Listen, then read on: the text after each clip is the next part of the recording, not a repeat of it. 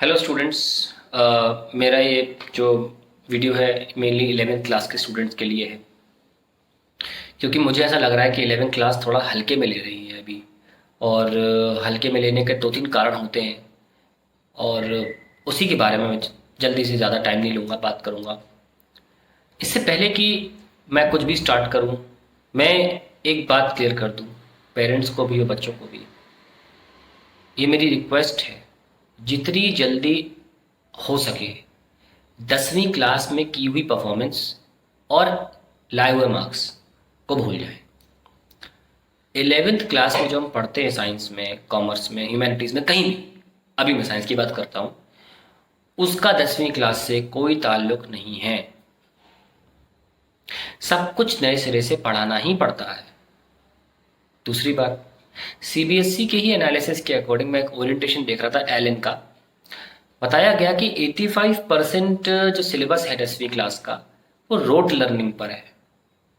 अगर आपके बच्चे का या बेटा तुम्हारा 95% आ रहा है ना, यू नो हाउ आई जज यू, आप रटते अच्छा है, आपके दिमाग में चीज़ें अच्छी रिटेन होती हैं। But if you think I am going to जज यू लाइक दिस, यार इसका कंसेप्ट क्लैरिटी अच्छा है, बिल्कुल नहीं। मैं बिल्कुल जज नहीं करता इस तरीके से। मेरे पहचान में एक कलीग है, मेरे से काफ़ी बड़े हैं, उनके लड़के का रिजल्ट आया 10वीं क्लास में, करीब आई थिंक 93% आया। उसने फ़ोन किया मुझे और कहा कि भैया 93% आया। हमने कहा अच्छा ओके। अरे भैया आप तो खुशी नहीं हुए। मैंने बेटा मैं खुश नहीं होता इससे, क्योंकि 93% का मतलब है आपकी रटने की क्षमता अच्छी है, पर अफसोस ये काम नहीं आएगी 11वीं 12वीं में, ये नहीं आएगी काम। काम क्या आएगा? Concept clarity. और कंसेप्ट क्लैरिटी के लिए हमें सबसे पहले 11वीं में एंटर करने से पहले, अब एंटर तो कर लिए, या एंटर करते ही सबसे पहले जानते क्या करना पड़ता है? अपनी मैथमेटिक्स को स्ट्रॉन्ग करना पड़ता है। बिना गणित के आप फिजिक्स में एक कदम भी नहीं चल सकते, एक कदम भी नहीं। और यही वजह है कि मैंने इतना सारा वक्त अपना मैथमेटिक्स पढ़ाने में लगाया आपको। मैंने स्ट्रेट लाइंस पढ़ाया, काफ़ी वीडियो बनाए स्ट्रेट लाइंस पर। लॉगरिथम्स पढ़ाया जो सीबीएसई के सिलेबस में एलकेजी से लेकर 12वीं तक है ही नहीं।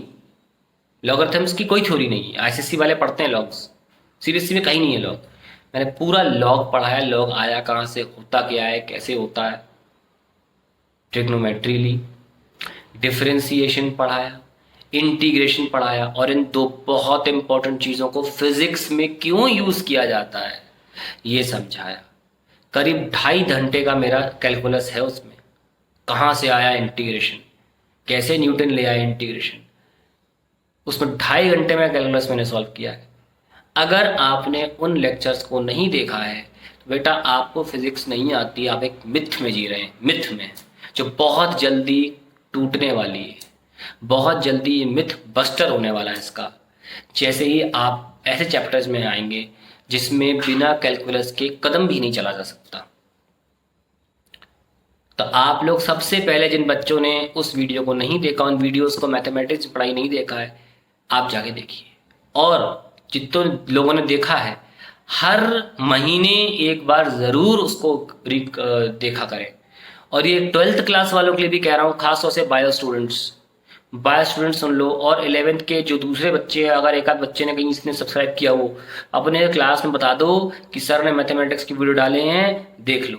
नहीं तो 11वीं में हर एक बच्चा जो ये कह के निकलता है यार फिजिक्स नहीं आती, उसको एक्चुअली में मैथ्स नहीं आती है। फिजिक्स बहुत ईजी है 11वीं 12वीं दोनों। मैथ्स नहीं आने की वजह से आपका फिजिक्स 0 रह गया। आपको फिजिक्स पढ़ने से पहले अपनी मैथ्स की सारी ट्रेनिंग करनी होती है। ट्रेनिंग होती है, जैसे आईएएस क्रैक करते हैं ना लोग, फिर ट्रेनिंग के लिए जाते हैं कैडर बनने के लिए, वो ट्रेनिंग गणित से होती है। आप फिजिक्स में घुस गए पहले बिना मैथ्स पढ़े, तो ये 11वीं और 12वीं दोनों बच्चों के लिए मैं कह रहा हूँ, सबसे पहले जाके मेरे चैनल पे प्लेलिस्ट मैथमेटिक्स की खोलिए, मैथमेटिकल टूल्स, उसमें सब कुछ बहुत डिटेल में बताया गया है। फिजिक्स में मैथमेटिक्स कैसे यूज करना चाहिए सब बताया गया है। और कुछ एग्जाम्पल्स भी लिए हैं मैंने काफ़ी, ठीक है, तो ये आप लोग प्लीज करिए जाके, बायो स्टूडेंट्स खासतौर से जरूर करें, 12th के जरूर कर लें। अब हम आते हैं एक बहुत इंपॉर्टेंट पॉइंट पे, मैं बच्चों को समझाना चाहता हूँ, नए नए आए हैं। 10वीं क्लास तक की एनसीईआरटी काफ़ी मक्खन थी, ठीक है, लेकिन बेटा 11th और 12th क्लास की एनसीईआरटीज जो होती हैं वो किस तरीके से बनाई जाती है। आपकी जो फिजिक्स की एनसीईआरटी वो 2 हिस्सों में बनी हुई है, और ये मैं आपको समझाऊं कैसे। एक हिस्सा है टेक्स्ट, जिसमें एनसीईआरटी में काफ़ी कम लिखा है, पर ये उन्होंने जानबूझ के किया है। मेजर पार्ट उनके सवालों में छुपा हुआ है। आप सवालों के लिए टेक्स्ट में ना जाएं, आप सवालों को सॉल्व करें टेक्स्ट से ली हुई थोड़ी बहुत ज्ञान से, और बाकी अपनी इमेजिनेशन से अपने कॉन्सेप्ट बिल्ड करके आप पीछे क्वेश्चन को सॉल्व करें। फिर आप देखेंगे कितना ज़्यादा थ्योरी है एनसीईआरटी में। यानी कि अब 8 साल बाद बता रहा हूँ मैं आपको वो बात जो बताई गई थी। एनसीईआरटी का टेक्स्ट अलग है, पीछे के सवाल अलग है। पीछे के सवाल जब आप सॉल्व करेंगे तब जाके आपको पूरा का पूरा ज्ञान प्राप्त होगा। पीछे के सवाल, हर एक सवाल यूनिक है, दूसरे से अलग है। लोग क्यों कोसते हैं एनसीईआरटी? लोग इसीलिए कोसते हैं क्योंकि उन्हें ये छोटी सी बात पता नहीं है कि एनसीईआरटी टेक्स्ट ऑलरेडी बहुत कम है, उस पे जज कर दिया एनसीईआरटी को। जिस दिन आप पीछे के सवाल सॉल्व कर देंगे, आप एनसीईआरटी को बोलेंगे हमारा the best books in the world. पीछे के क्वेश्चन सॉल्व नहीं किए आपने, हाथ पैर फूल जाते हैं, कंपटीशन में डायरेक्ट उठ के आते हैं क्वेश्चन उस पर बेस्ड। आप डायरेक्ट नहीं कर सकते, इसीलिए इसके लिए आपको काफ़ी क्वेश्चन से होकर गुजरना होता है, और यही काम मैं इतने दिनों से आपके साथ कर रहा हूँ। यूनिट 1 जिसको सब लोग इग्नोर कर देते हैं, dimensional analysis, error analysis and significant figures, बिल्कुल सारे स्कूलों में उसे बुरी तरह इग्नोर किया जाता है, बेचारी की कोई इमेज ही नहीं रहती। अरे यूनिट 1 तो छोड़ो, उस पे भी मैंने करीब करीब 65 क्वेश्चन डाले हुए हैं। ये क्यों कर रहा हूं मैं? ज्यादा क्वेश्चंस करने से कंसेप्ट दिमाग में घुस जाता है, फिर आप थोड़ा वैरायटी क्वेश्चन आता है तो आप उसमें अपना इमेजिनेशन लगा सकते हैं। जिस यूनिट पर कोई 5 क्वेश्चन भी नहीं लगाता होगा, करवाता है, मैंने आपको 65 क्वेश्चंस का प्लेलिस्ट बना के दिया है। उम्मीद करता हूं आपने यूनिट 1 पढ़ा होगा। अब आती है यूनिट 2 की बारी, काइनेमैटिक्स। काइनेमैटिक्स 3 हिस्सों में डिवाइडेड है, vectors, motion in 1 dimension, motion in 2 dimension, इन 3 हिस्सों में डिवाइडेड है। इन तीनों हिस्सों को मिला दें तो मैंने 200 करीब करीब क्वेश्चन आपको पढ़ा दिए हैं, 200 क्वेश्चंस अपार्ट फ्रॉम थ्योरी। इसमें करीब करीब 30-40 सवाल ऑलरेडी एनसीईआरटी के भी कवर हो गए हैं। ये क्वेश्चंस क्यों लगवाए जा रहे हैं? ये क्वेश्चंस आपको कंफर्टेबल करने के लिए लगवाए जा रहे हैं। बहुत टफ क्वेश्चंस नहीं, कुछ हैं एक आध टफ हैं, और वो जो टफ लगे होंगे आपको ना, जैसे बेल्ट वाला क्वेश्चन, मदर फादर और चाइल्ड वाला, ये सब एनसीईआरटी के क्वेश्चन है। उस एक क्वेश्चन के लिए वीडियो 18 मिनट का बना था। तो आप लोग ये इंपॉर्टेंट समझिए। अब आप मुझे बताइए, अगर मैं रिलेटिव वेलोसिटी पे डायरेक्टली वही क्वेश्चन पढ़ा दूं, मदर फादर चाइल्ड वाला, क्या आपके पल्ले पड़ेगा? और एनसीईआरटी में 3-4 सवाल हैं बस रिलेटिव वेलोसिटी के, और वो उसी लेवल के हैं। वहां तक पहुंचने के लिए मुझे इतने सारे क्वेश्चंस कराने पड़ते हैं आपको, ताकि कल को आप एनसीईआरटी के लेवल पे पहुंच सकें, अपना जेई मेंस का एग्जाम क्रैक कर सकें, और बायो वाले पढ़ रहे हो तो नीट वाला एग्जाम क्रैक कर सकें, कोचिंग में चीज़ों को समझ सकें। हर वैरायटी को टच करने की कोशिश कर रहा हूं मैं। लेकिन अगर आपका, जैसा दूसरा पॉइंट बोला, अगर आपका मैथ्स कमजोर है तो आपके लिए सब व्यर्थ है, और अगर आप ये क्वेश्चंस को नहीं कर रहे हैं तो आप पता नहीं किस दुनिया में जी रहे हैं।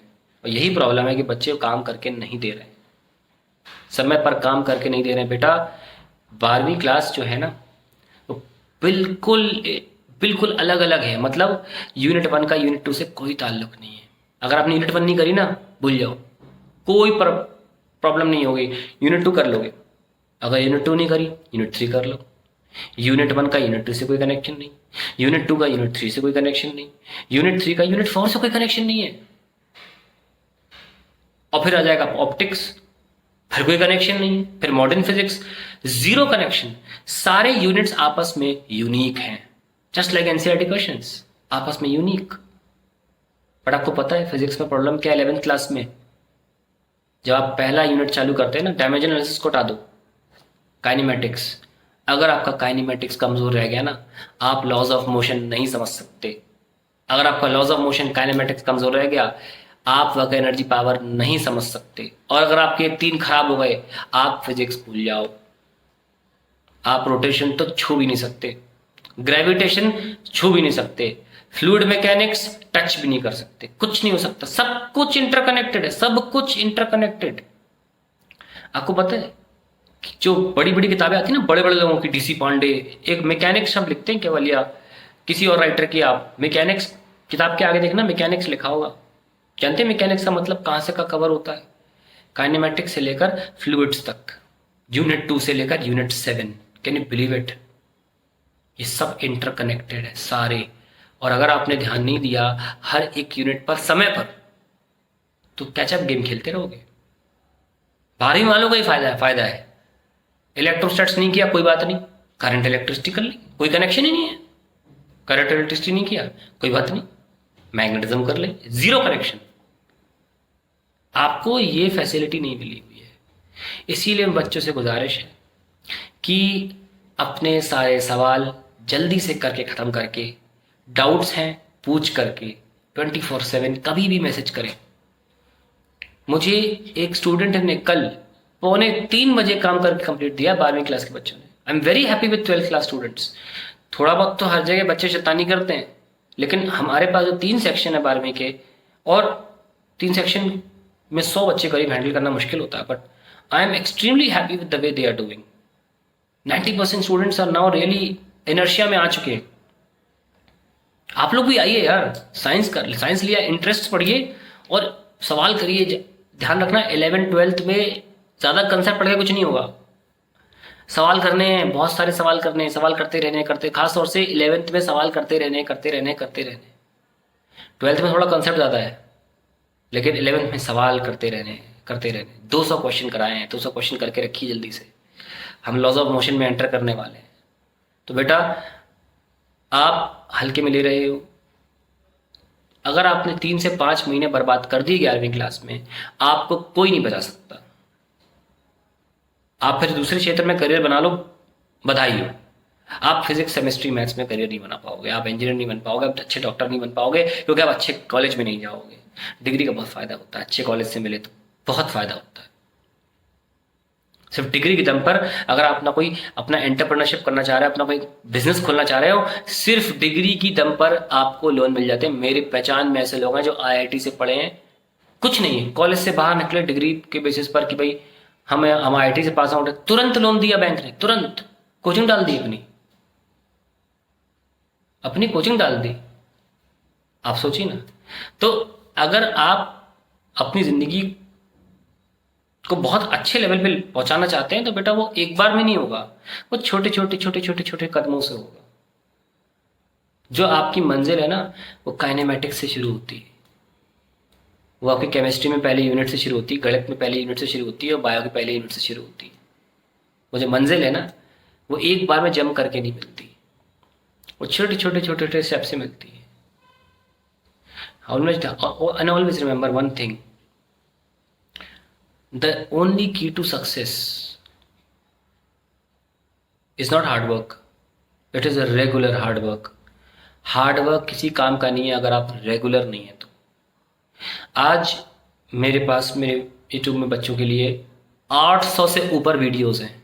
क्या मैं 800 वीडियो एक बार में डाल सकता हूँ? नहीं, 10 से 20 प्रतिदिन डालता हूँ, विदाउट फेल डालता हूँ। आज 800 वीडियो आ गए। आप सोचिए, छोटे छोटे कदमों से आगे बढ़िए। 10वीं क्लास के रिजल्ट को भूल जाइए, सीरियस हो जाइए थोड़ा अपनी लाइफ के साथ। 2 साल की बात है, आपने 11th 12th में, इस बात को हमेशा बोलता हूँ, जिस बच्चे का 11वीं 12वीं अच्छा है उसका जीवन अच्छा ही रहता है। 11th 12th मतलब एकेडमिक लाइफ, जीवन तो बहुत बड़ी चीज़ है यार। ऐसा नहीं है कि जो बिल्कुल फेल होगा 11th 12th में कुछ नहीं कर पाया लाइफ में, नहीं, मैं प्रोफेशनली कह रहा हूँ। उनका प्रोफेशनली लाइफ जो होती है वो थोड़ी सी स्मूथ रहती है। बहुत से लोग हैं ऐसे लाइफ में बहुत साल तक कुछ नहीं कर पाए, लेकिन मैं वो फिर एग्जाम्पल हो जाते हैं। हम उन फिर एग्जाम्पल की तरह ट्रीट करते हैं। जैसे मान लो KFC का ओनर हो गया, केएफसी के ओनर को पहली सफलता कब मिली? 65 साल की उम्र में केएफसी खोल डाला उसने। तो ऐसे बहुत लेकिन फिर ऐसे एग्जाम्पल्स होते हैं। यहां हम ऑर्डिनरी लोग हैं यार, वी ऑर्डिनरी पीपल, हम एक्सेप्शंस नहीं है। हो जाए भगवान करे आपकी क्लास में भी एक एक्सेप्शन हो, 12वीं में भी एक्सेप्शन हो, अलग बात है, भगवान करे हो, लेकिन let's talk like ordinary people. हम भी ordinary people and we should think like ordinary people. And what do ordinary people think like? रोज थोड़ा थोड़ा थोड़ा थोड़ा काम करना है ना? तो आप जितना भी कर, अगर आपने नहीं किया है प्लीज शुरू करिए, इसमें आपका ही फायदा है, किसी का नहीं है। और जाते जाते एक बात और मैं कह दूं कि मैं एक बात सभी बच्चों के लिए कह रहा हूं, ज्यादा पढ़ने के पक्ष में नहीं हूं मैं, कभी भी ज्यादा नहीं पढ़ना। एक दिन में 20 क्वेश्चन काफी होते, काफी, 21वां नहीं करने की जरूरत है, बिल्कुल नहीं। या एक दिन में 1 घंटा एक सब्जेक्ट को देना काफी होता है, 5 घंटे से कुछ नहीं होता। एक सब्जेक्ट को 5 घंटे दे रहे हो, दूसरा दूसरा रह गया, 1 hour physics, 1 hour chemistry, 1 hour mathematics slash bio, और you can adjust it yourself, है ना? तो अपने आप से कर ले। ज्यादा पढ़ने से कुछ नहीं होता है, रिलैक्स करें, गैप्स में पढ़ाई करें, इंजॉय करें, थोड़ा एंटरटेनमेंट करें, टीवी ना देखें, थोड़ा बाहर जाके गेम्स खेलें, बैडमिंटन हो गया है, कुछ भी, अभी कोरोना है तो बैडमिंटन खेला जा सकता है, थोड़ा आबो हवा का मजा लें, थोड़े कॉमेडी वीडियोस देखें, लेकिन इन्हीं बीच में पढ़ाई को भी इंक्लूड करें। अब मैं एक और आपको बढ़िया से एडवाइस देता हूँ जाने से पहले, और सब बच्चे ट्राई करना है इसको। टाइम टेबल कभी नहीं बनाना चाहिए। टाइम टेबल बनाने वाले कभी नहीं पढ़ते। आपकी जरूरत आपको पढ़ा देगी, उसकी चिंता मत करिए। आपका पेंडिंग काम होगा, फ्रस्ट्रेट करेगा, आप कर ही लोगे, इतना मुझे भरोसा है बच्चों पर। आपकी जरूरत आपको पढ़ा देगी। टाइम टेबल नहीं बनाना है, हमें टाइम स्लॉट्स बनाने हैं। हमारे जीवन में हम कुछ ऐसे काम करते हैं रोजमर्रा के जो कभी नहीं छोड़ते, चाहे भूचाल आ जाए। जानते क्या कहते हैं उसे? ब्रश करना, बाथरूम जाके नहाना, लंच करना, डिनर करना, ये कुछ काम है। और आप अपनी पर्सनल लाइफ में जो भी करते हो, जो आप रोज करते हो, आपको पता होगा। मैंने कुछ गिने चुने जनरल बता दिए। अपनी लाइफ में इन 3-4, जैसे मैं 3 एग्जाम्पल ले रहा हूं, ब्रश, बाथरूम, नहाना, और रात को डिनर या दोपहर में लंच, कोई भी 3 स्लॉट्स ले लेते हैं। इन स्लॉट्स के इधर और उधर 20-20 मिनट की पढ़ाई जोड़ लीजिए। जैसे मान लीजिए आप रात को सोने से पहले अपना एक पूरा का पूरा डेटा बना लें कि मुझे यहां से लेकर यहां तक, मान लो एमसीक्यू है, ज्यादातर बच्चे कोचिंग जाते हैं साइंस वाले, आपने सोचा केमिस्ट्री की बुक है, सुबह पेन नहीं चलाना है, बायो की किताब है, केमिस्ट्री में जो न्यूमेरिकल होते हैं उनकी बात नहीं कर रहा हूँ, फिजिक्स में जो न्यूमेरिकल होते हैं उनकी बात नहीं कर रहा हूँ। सुबह सुबह आप ब्रश कर रहे हैं, रात को सोने से पहले 20 क्वेश्चन का कलेक्शन कर लें, और 20 क्वेश्चन का और कलेक्शन कर लें कि, और उस किताब को जिससे आपको एमसीक्यू पढ़ना है, बिल्कुल अपने सर के पास अपने किनारे रखना है, ताकि आपको आलस के कारण आप उठे ही नहीं तो बेकार हो जाएगा।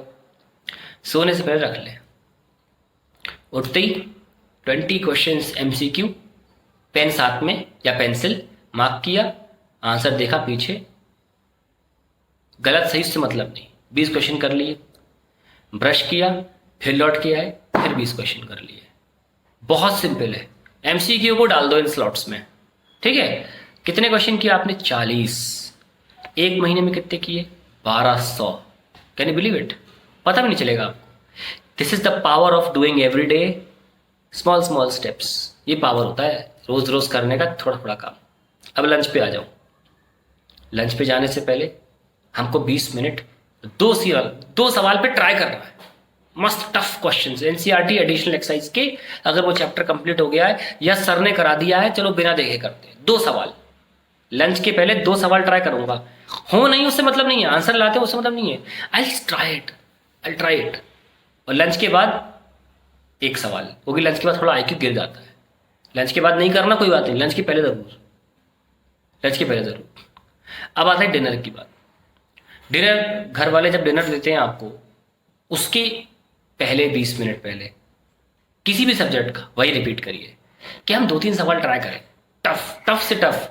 अपने दिमाग को ना प्रेशर डालो, सोचने की क्षमता बढ़ाओ। सिर्फ 20 मिनट 2 क्वेश्चन चुन लें आपने कि यार ये वाला मुझे टफ लगता है, मेरे से हुआ नहीं था, मैं इन्हें सोचूंगा। स्लॉट्स बन गए। अगर आपने ऐसे क्वेश्चंस करे, आपकी हैबिट बन जाएगी, फिर सोचने की क्षमता बढ़ जाएगी। तो ये ज़रूर करें, तो आपको आपका काम बहुत जल्दी सॉल्व हो जाएगा। और आप अपना होमवर्क भी डाल सकते हैं इन स्लॉट्स में। अगर आपको मान लीजिए अगर आप कोचिंग नहीं जाते हैं तो आप बेसिक होमवर्क इंग्लिश का, हिस्ट्री का, ज्योग्राफी का, जो भी सब्जेक्ट है आपके, मतलब हिस्ट्री ज्योग्राफी तो ह्यूमैनिटीज़ के पास होगा, इंग्लिश का हो गया, कंप्यूटर्स हो गया, या केमिस्ट्री का ही काम, फिजिक्स का ही काम हो गया, जो रिटन वर्क करना है आपको तो आप उनको भी डाल सकते हैं इन स्लॉट्स में। ज़रूरी नहीं है कि आप कोचिंग का ही काम करें। अक्सर कोचिंग का काम जो होता है वो काफ़ी फोकस्ड होना चाहिए, बढ़िया लैंप लगा के बढ़िया अपना कमरे को साफ रख के आप पढ़ाई कर सकते हैं। लेकिन स्लॉट्स में भी डालना चाहिए। मैं ये करता हूँ प्रतिदिन। मैं अपने वीडियोस सुबह ब्रश के पहले ही बनाता हूँ, करीब 11th क्लास के लिए ब्रश के पहले बनाता हूँ, और ब्रश के बाद भी 11th क्लास के, या कभी मान लो रात को 12th का हो गया तो सुबह 11th का होगा, और अगर रात को 11th का किया तो सुबह 12th का। तो मेरे काम, मैं दिन में एक काम नहीं करता, कैन बिलीव इट। मेरे ज़्यादातर काम स्लॉट्स में हो जाते हैं, और बाकी टाइम में ना क्योंकि मुझे क्वेश्चंस भी कॉपी में लिखने पड़ते हैं, उसमें बहुत टाइम जाता है। आपने देखा होगा कि मेरे सारे क्वेश्चंस हैंड रिटन होते हैं, उसे बहुत टाइम जाता है। मेरा सॉल्व कम टाइम नहीं आता, क्वेश्चंस को लिखने में टाइम जाता है, क्योंकि अच्छी हैंड राइटिंग में लिखना होता है क्वेश्चन, ताकि विजिबल हो। तो मैं स्लॉट्स के सारे जी रहा हूँ, तो आप भी जी, ठीक है। और बाकी दिन का टाइम तो आपको करना ही है। और एंड एक और बहुत इंपॉर्टेंट बात जो ज़रूरी है, जो बच्चे कोचिंग जा रहे हैं, बेटा अपनी कोचिंग का मॉड्यूल ज़रूर सॉल्व करना। अगर सिलेक्शन चाहते हो, अगर चाहते हो कि सिलेक्शन नहीं हो, यार हमें नहीं चाहिए सिलेक्शन, हम चाहते हैं पैसा बर्बाद हो, वक्त बर्बाद हो, मॉड्यूल फेंक देना कहीं जाकर। अपनी कोचिंग का मॉड्यूल ज़रूर सॉल्व करा करो। और अगर किसी भी बच्चे को अपनी कोचिंग के मॉड्यूल से कोई भी क्वेश्चन में प्रॉब्लम है, व्हाट्सएप करिए मुझे, मैं करके दूंगा आपको सॉल्व, ठीक है। लेकिन मॉड्यूल सॉल्व होना चाहिए। लेकिन तुरंत मैं आपको सॉल्व करके दे पाऊँ गारंटी नहीं है, क्योंकि बहुत काम रहता है मेरे पास, अपलोडिंग का, बहुत सारे क्वेश्चन सॉल्व करने पड़ते हैं, लिखने पड़ते हैं। मैं लेकिन डेफिनेटली 2-3 दिन के अंदर हर बच्चे की जो क्वेश्चंस भेजता है उसके सोल्यूशन ज़रूर दे दूंगा, ठीक है। तो अब आप लोग थोड़ा सा सीरियस हो जाएं, सिंसियर हो जाएं, एंजॉय भी करें, और रोज़ रोज़ थोड़ा थोड़ा काम करें। पूरा बड़ा काम आपको 1-2 महीने के अंदर दिखने लग जाएगा।